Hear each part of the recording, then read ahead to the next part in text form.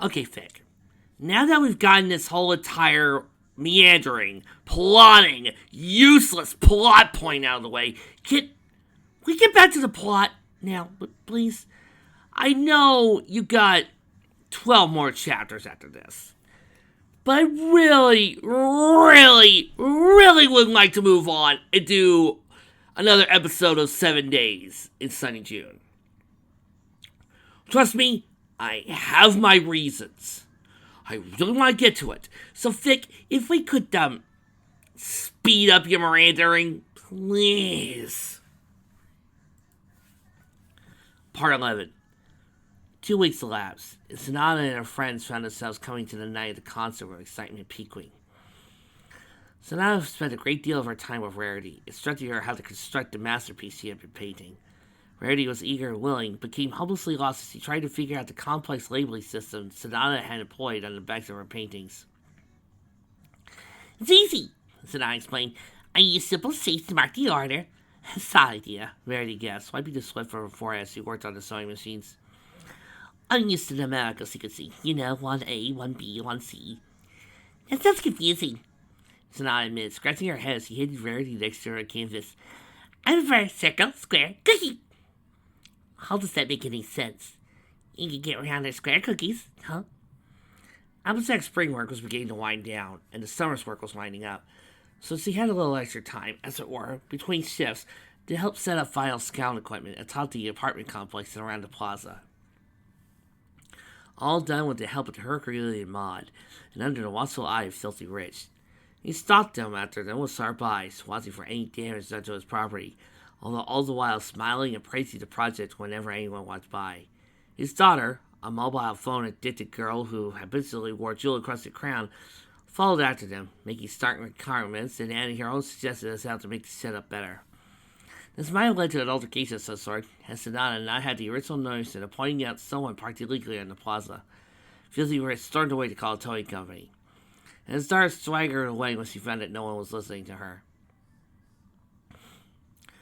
Raymond Das waited on tender hugs she had already assaulted her exams, and 3 days prior to the concert received a reply. "I got in!" she shrieked, racing to record. "I got in! Could be Wonderbolt!" "I don't think that's getting to the academy, Mr. Could be a Wonderbolt." "Yeah," Randy said gently. Rainbow likely didn't hear her. As she sat down, her other friends around the table began to chant, "She got in! She got in! She got in!" After looking around the table for a few hopeless seconds, Rarity smiled, and added her own gentle touch to the cacophony of cheering. Lisa told Mrs. Cake shuffle over them to tally it down a little. Rainbow was the life and soul of the preparations as the day grew closer. Dancing around Todd's feet, she even helped Maud and Applejack hold a massive roll of canvas to the edge of the apartment roof, fencing him a long, strong rope. "So what is this thing?" Rainbow shouted back over the wind. "Sit down, Flushlill. You'll see," she called back. Pinkie Pie and Fluttershy's contribution, other than the parts of presentation, included poster duty. Due to an unfortunate misunderstanding with the printing firm, Sunset and Sonata suddenly found themselves with several boxes full of posters they would have to put up themselves. Pinkie Pie volunteered immediately, and within a single day had half of the town plastered with posters. Fluttershy helped out as best she could, having had experience of handing out flyers and putting up posters for animal events.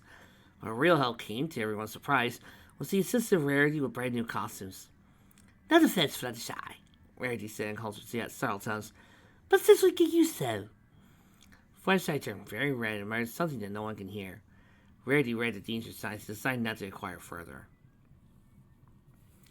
To both Sunset and Sonata's surprise, within just a few days of the posters going up, several of the bands and musicians from their school volunteered to extend the concert with performances of their own. Whilst the number wasn't unreasonable, it did necessitate an extensive amount of time the concert would run, and therefore extended talks with Final and Filthy Rich.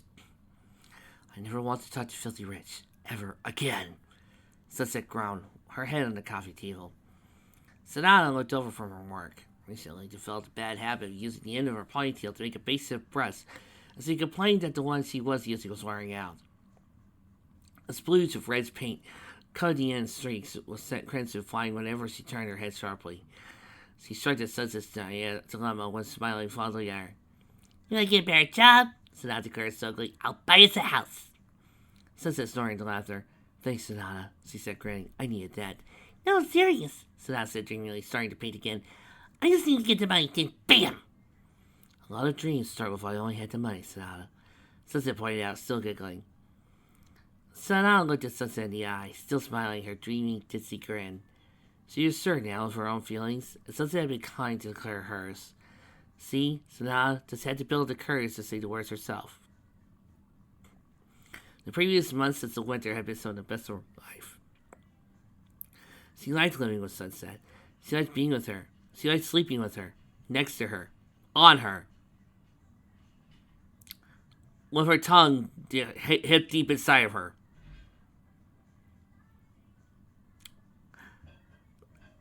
Trixie is right now drinking at Barry's bar. That's why I can get away with this. Not naked, sadly. Sonata coughed a little and dipped the tip of her ponytail into the painted wire.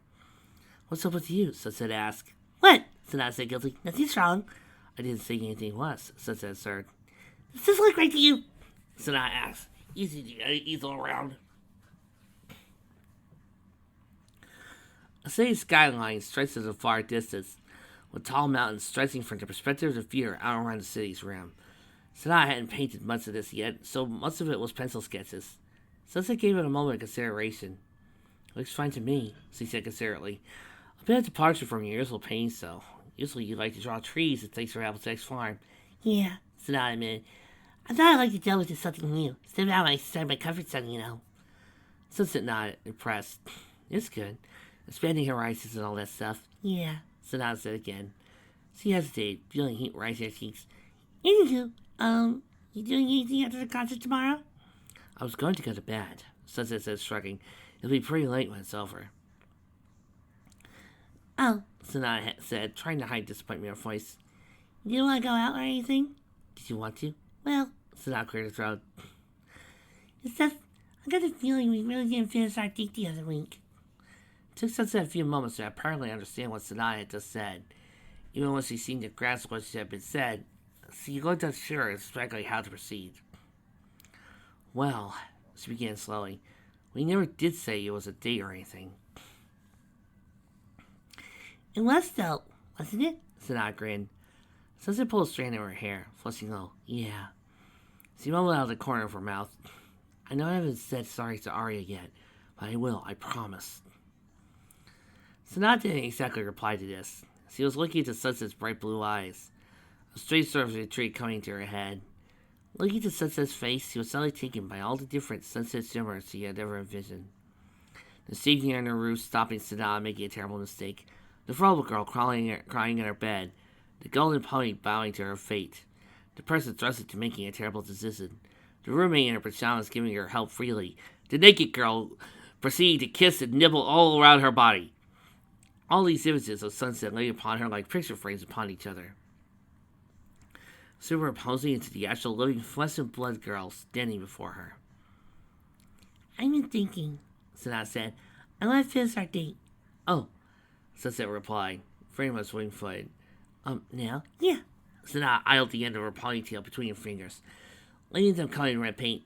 Did you have something you wanted to do? Not really, Sunset said, side glancing at her laptop.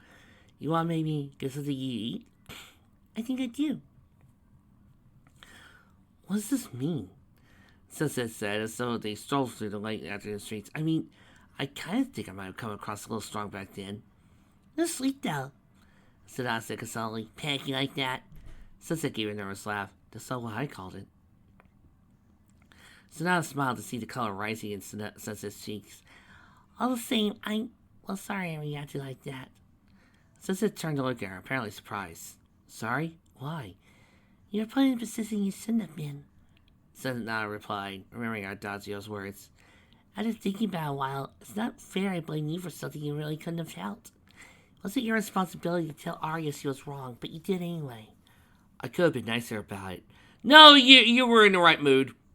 Let's stop worrying, Sonata gave her a playful shove. Where are we going to eat? I was thinking the third place on 3rd Street, opposite the cinema. Sonata gave Sunset a startled look. You don't mean the cheesy queen, do you? Well, yeah, Sunset said, a little appraised. That's what I was planning on originally during our date. Oh, wow, look at this, folks.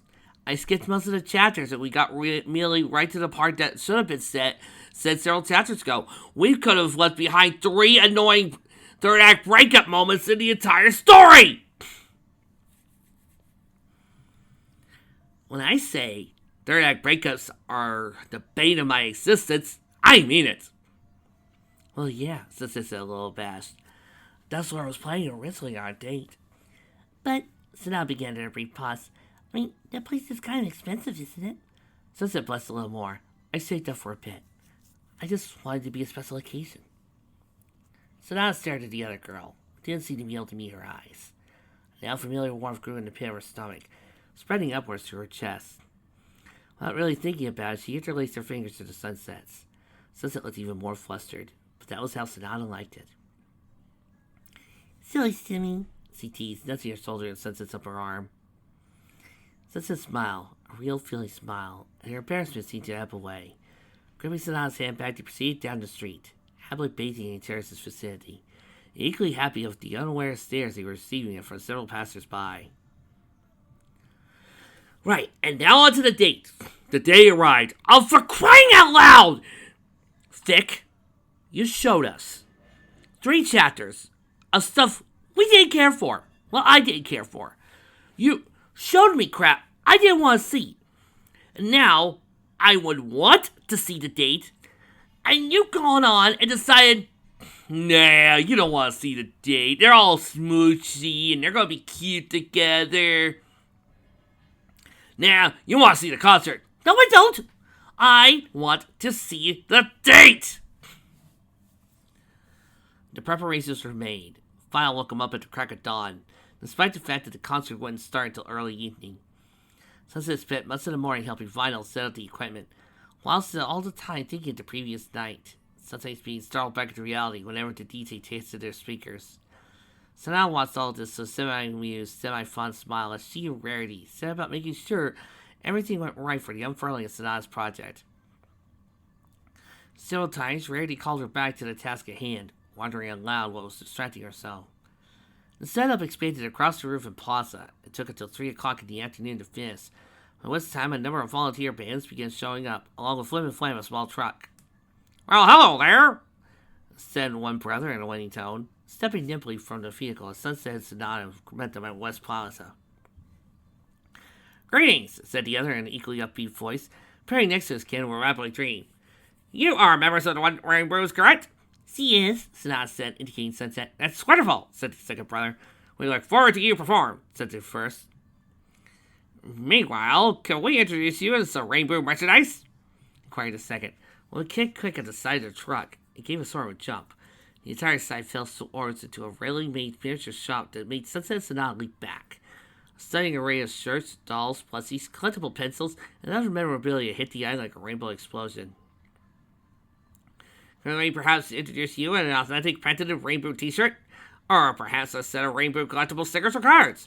Versus now I get a rainbow member action figure for the regular price. Product Hasbro, Sonata said, reading the tag on the dolls to been passed. One of the brothers nested away again, discreetly toward the label off. Why, dear brother, I thought you removed all those! His brother hissed out and saved his mouth. So did I, dearest brother of mine, the other chuckled, tugging nervously his car. Well, thanks anyway, Sonata said, holding up both hands. I got the whistle here. Fortunately for Sunset and Sonata, before the brothers could get into their full entrepreneurial flow, Filthy Rich strode over and began a loud discourse with them over the persistence of their van. Using the distraction as a cover, Sunset led Sonata away towards the gathering of bands, assembling around Rainbow Dash and Applejack. Okay, settle down, Rainbow Dash called over the clamor. Light up, we need to get you guys organized. Now, who's gonna play after us? A period of shouting and calling ensued, with hands stretching forward and bodies pressing in, threatening to overwhelm them. Loud Ellen! Applejack cried louder than all of them. Keep it early!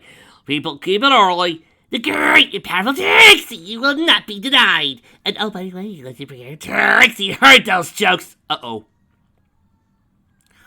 No one's denying you, Trixie, Rainbow Dash snarled, turning around her smartly, giving her a sharp shove between the shoulder blades. Just get the line. It's flat over here, all this organization would go much easier, Applejack sighed, wiping a sweat from her forehead. Don't worry, I looked over to the missus and set up a timetable, Sunset said, pulling out a folded sheet of printed paper. Abstract took it and looked it over, nodding agreement. She's so thoughtful, Sonata cooed, bumping Sunset's shoulder. Abstract made no reply at this, but gave Sunset a raised eyebrow. Sunset cleared her throat. What? Abstract began with a small smile. What you two lovebirds got to do now? Not much to prepare, Sunset said. Waterside and Pinkie Pie have gone to the hospital to fix Aria for the show, and Sonata's going to watch over the other bands. I wanted to go fix Aria, Sonata admitted, before Applejack could ask, but Rarity insisted I stay in case my project went wrong, so he doesn't think my placement system makes any sense. No offense, but no one else does either, Sugar Cube. Sunset gave a little giggle at this. In all honesty, when Sonata had been told she had to stick around, she had volunteered to look after the other bands.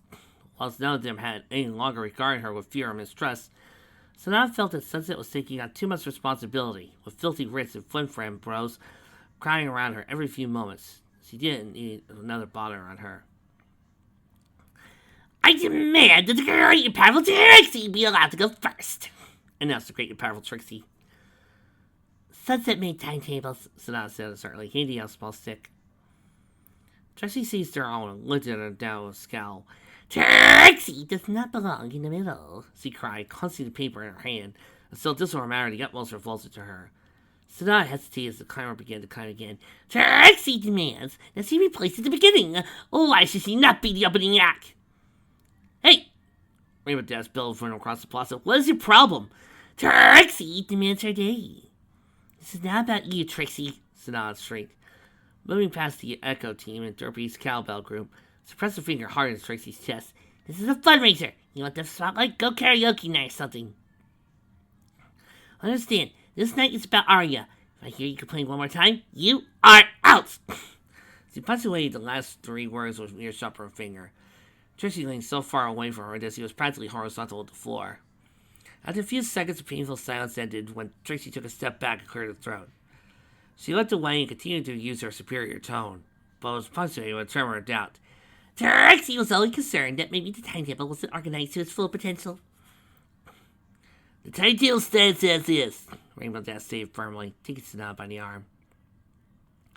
Not organized, Sonata growled, glaring at Trixie. Rainbow held her back a little, but Sonata was already beginning to regret her outburst. Even when he applied slight against Sunset. Sorry about that, she said to Rainbow's layer who led her his way for the steps. Oh no, please, don't be sorry. Rainbow snorted, holding up her phone. Got the whole thing. This is going viral tomorrow. I should have lost my temper with her, Sonata said, glancing back. Sonata, Rainbow said flatly, putting a hand on her shoulder. Everyone and their pets have lost their temper with Trixie.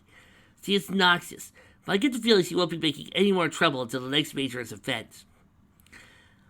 Love that, and Trixie's already done her 5-second cameo. You want more? You pay her more. Keep up the good work. And so Sonata did. The crowds were much quieter than before, but didn't look fearful at best. Although Sonata didn't know it, her outburst reminded him why they were there. A general contentment of working for a greater purpose washed over the group, laying individual desire over temporary at bay. Even Trixie looked as though she had regretted her outburst a little, directing her own band to practice with loud remonstrations for any signs, real or imagining, and so buying. As the evening set in, everyone geared up for playing. The crowds began to swell in. Rarity stood next to a large, transparent box bolted down to a heavy-looking machine that mirrored up to it. Not unlike a testing or strength machine at a fair, a man in dark glasses stood nearby, arms folded looking severe. Hi, Sonata said meekly to the guy. Remember me? The former mall security guard looked down through her shades. Slightly to her surprise, he gave a small thumbs up.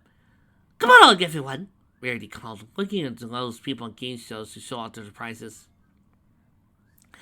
How about Sweet Sako? Our girl's ability to rest upon you. Sonata felt a little off. Guilty people like that. But the crowd didn't seem to mind. Watched by Rarity and the former mall cop, the crowd pressed forward and began casting green slips into the slot. Sonata watched, clipboard in hand as proceedings carried on, until the slight yellow taxi caught her attention. The vehicle ground to a halt beside the plaza behind Flim Flam's truck.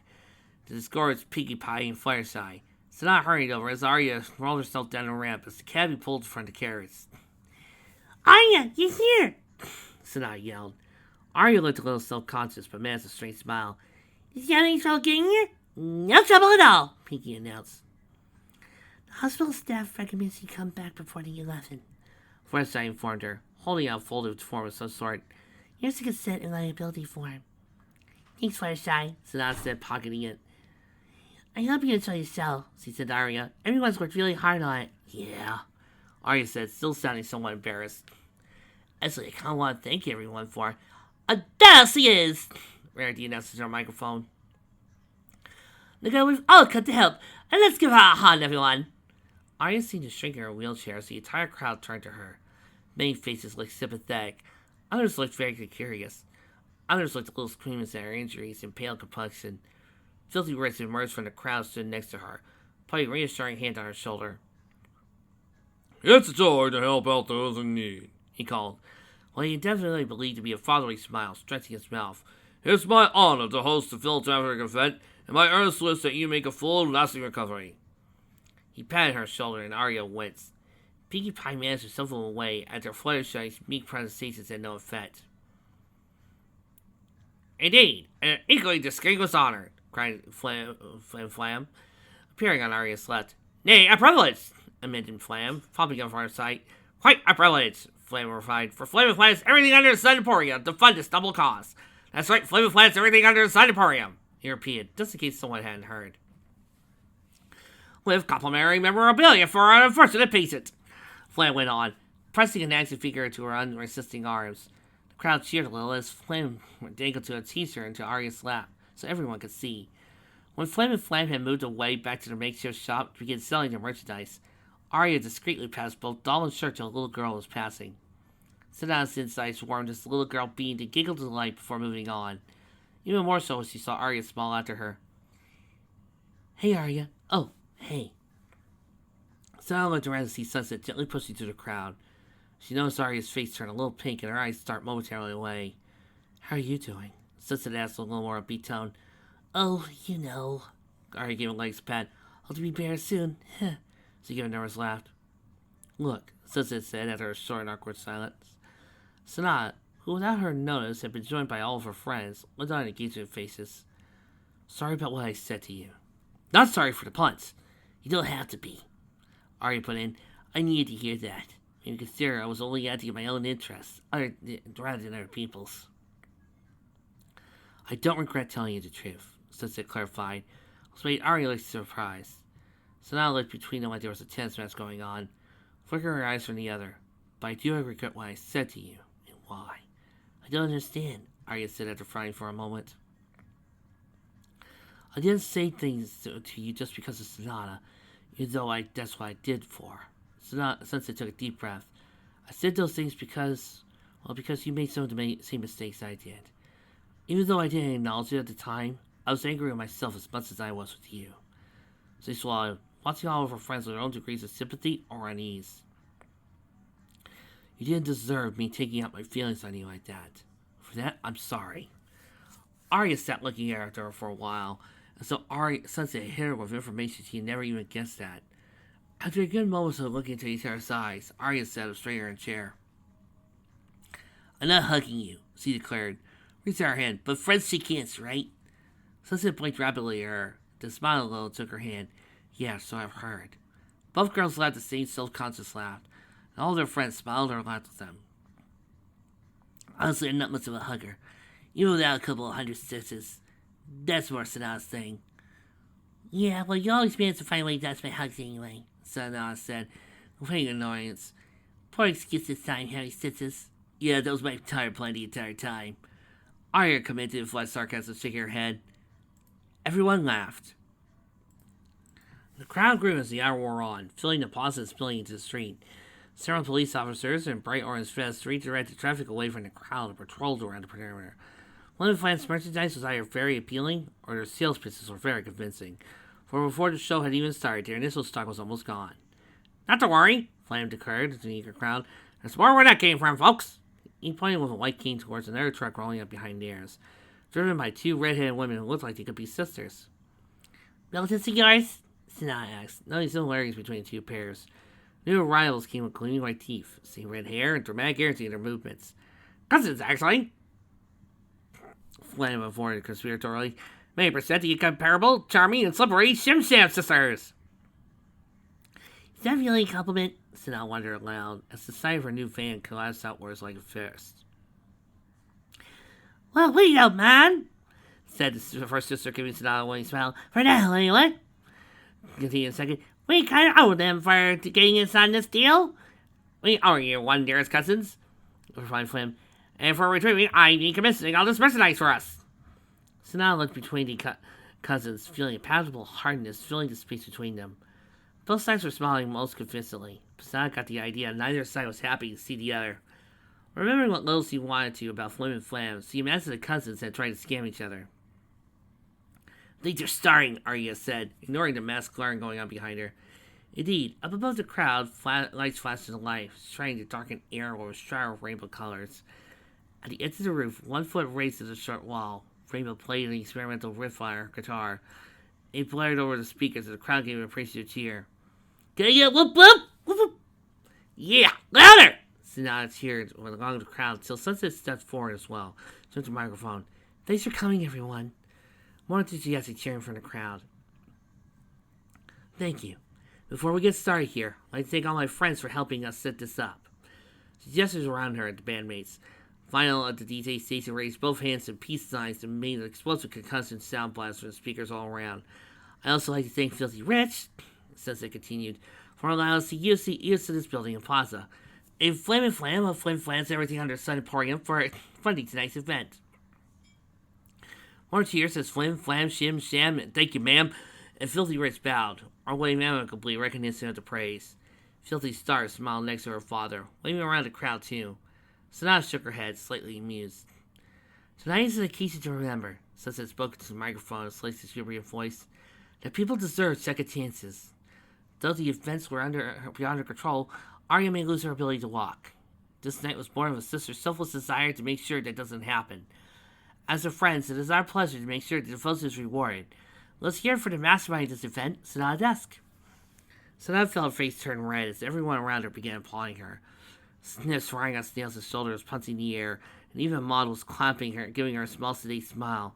Sonata looked down to her side and saw Arya smiling up with her first real smile of seeing her sister's face in months, applauding on the crowd.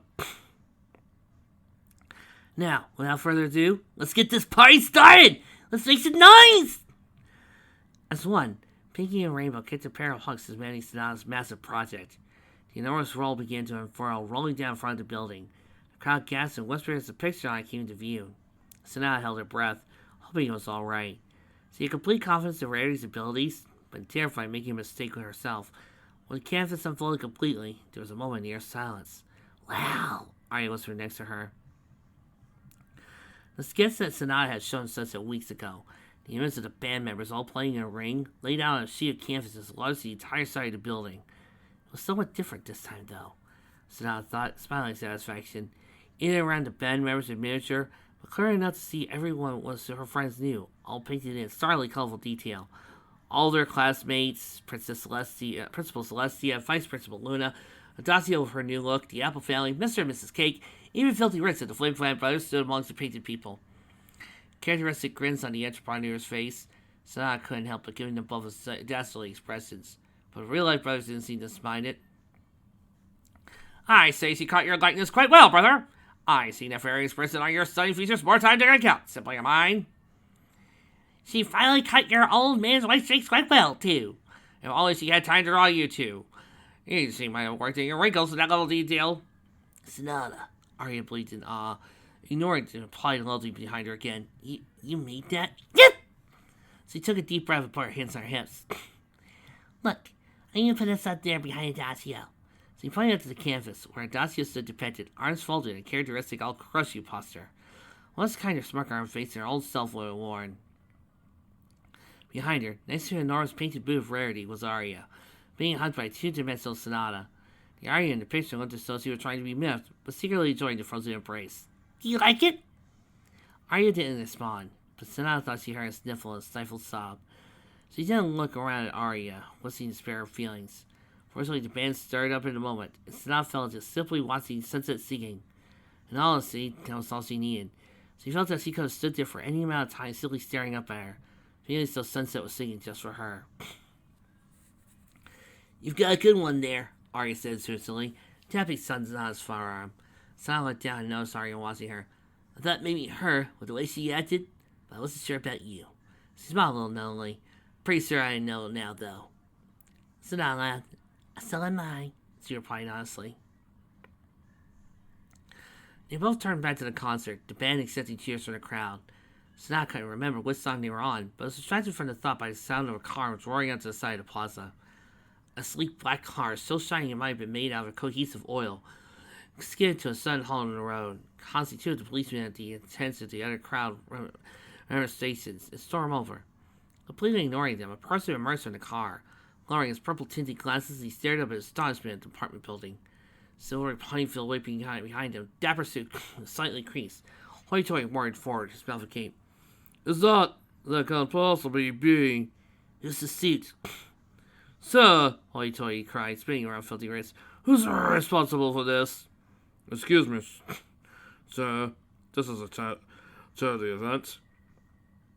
Not that. Whitey waited patiently, pointing at the building and the canvas painting. That! Who did that? I simply must know who they are. Filthy seemed put out by how enthusiastic Whitey was being, so it was simply pointing rather than replying. Whitey followed his finger to Sonata, who was looking in their direction.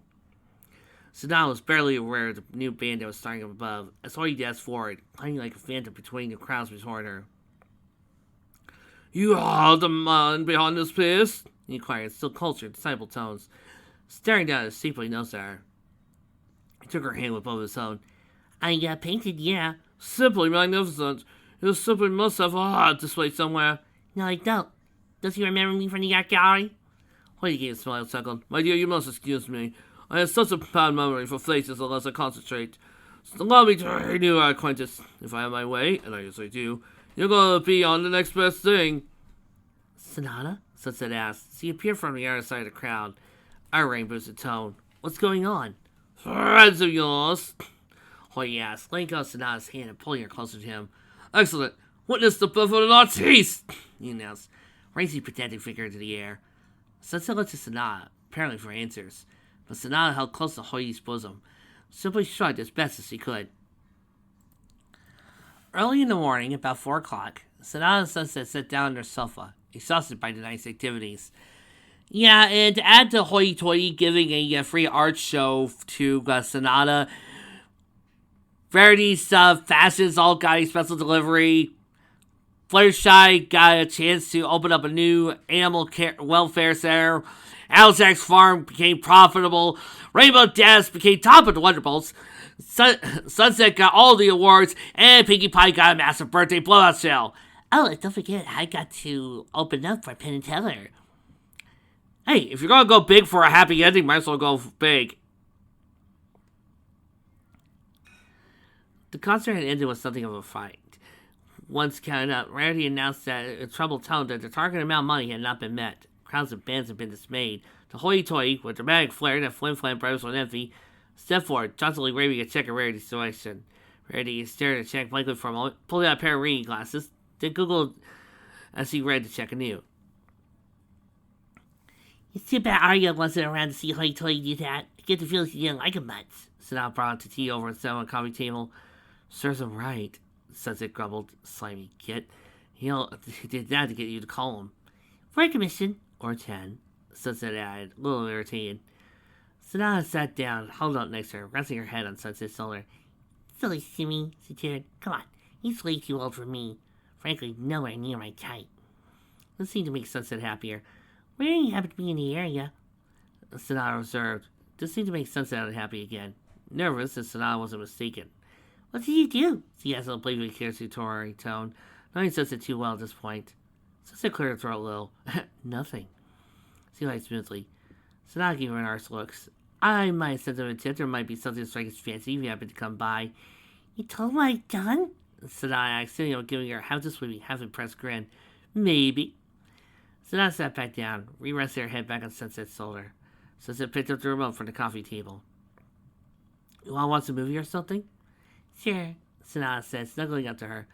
As he turned the beginning of Pretty Woman, walking down the street, pretty woman. Something occurred to Sonata. She suddenly realized she'd forgotten something. Sunset? I love you. She didn't hear Sunset reply, but leaning into her, she felt she heard slow, satisfying exhalation of breath. Sunset put an arm around her shoulders, laying her head into Sonata's hair. Wasn't any need for Sunset to say anything.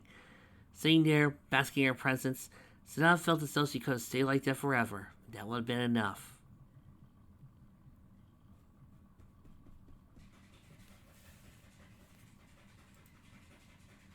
One, 2, 3, 4, 5, 6, 7, 8, 9, 10, 11, 12. Okay. What are the next 12 chapters about? My God! Sunset and Sonata admit that they love each other. They're now cuddling. We saw what's going on with Adagio. She's fine. Arya will get her legs back. She's fine. What do we got left, Vic? We got absolutely nothing. They are together. And please don't tell me you're about to put in some half-brain, nonsensical action-adventure scenario to this. You are done! Please, let me go! I really want to do 7 Days of Sunny June, okay? I really want to do that next story. Trust me, I have my reasons. I really want to do it. Just let me go, Vic. Oh, God.